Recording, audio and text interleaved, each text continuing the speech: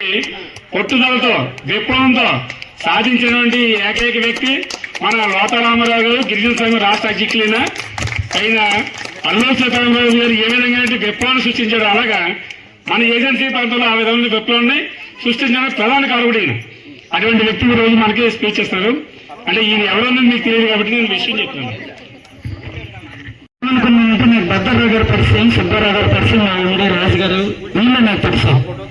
నేను కూడా రామరాజు గారి విగ్రహాలు రెండు నార్మల్ ప్రాంతం, మా లోదడ్ అంటేనే ఇంటీరియర్, అలాంటి ప్రాంతంలో కూడా నేను పెట్టించి మా పంచాయతీలో ప్రతి గ్రామాల్లో పెట్టించాలని అనుకున్నా.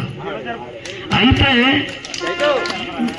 నేను ఇక్కడ గిరిజన సంఘానికి స్టేట్ ప్రెసిడెంట్ అయిన తర్వాత నా బాధ్యతలు పెరిగి ఈ సంఘానికి భద్రరావు గారికి నేను దూరం అయ్యాను. దూరం అంటే సమయం కేటాయించలేకపోవడం వల్ల మా పంచాయతీలు అన్ని చోట్ల విగ్రహాలు పెట్టించలేకపోయాను. మేము పెట్టించినటువంటి విగ్రహాలకి శ్యామల గారు, అట్లాగనే రాజు గారు అంతా కూడా వచ్చారు, సుబ్బారావు గారు అంతా. మన ప్రాంతంలో నా బాధ అంతా ఒకటే, మన ప్రాంతంలో మన కోసం పనిచేసినటువంటి ఆనాడు ఏమి తెలియనటువంటి కాలంలో మన కోసం పోరాడినటువంటి, కానీ ఎక్కడెక్కడో ఆయన ఆశయాల కోసం పనిచేస్తా ఉన్నారు. కానీ ఈ ప్రాంతంలో మన మద్దతుగా ఉద్యమానికి బయటకు వచ్చాను. ఇప్పుడు మళ్ళీ ఇక్కడ రావటం ఇదంతా చాలా ఇబ్బంది అని చెప్పి కూడా నేను వచ్చినప్పటికే రావాలని చెప్పి నేను వచ్చాను.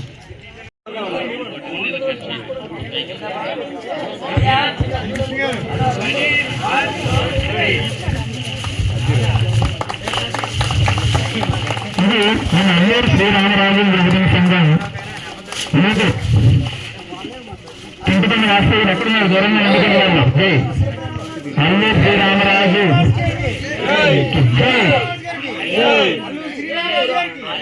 శ్రీరామరాజు యువజన సంఘానికి ఈ సంఘాన్ని మొట్టమొదటిగా మా అక్క సెంటిమెంట్ గా మా అక్క కొంత అమౌంట్ ఇవ్వదలుచుకున్నారు. అమ్మ రామశేఖర్ మీరు రావాలి ముందుకి.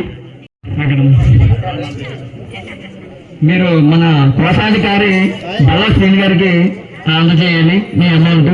శ్రీని గారు, ఎందుకంటే మన కోశాధికారి సీనియర్ అట్టుకొండ వాసు పెంటరాజు గారు, అప్పారావు గారు, మిగిలిన సభ్యులు వాళ్ళంతా దూరంగా ఉంటున్నారు, ఉండకూడదు. ఎందుకంటే మా ముఖ్య అంటే సంపద ముఖ్య.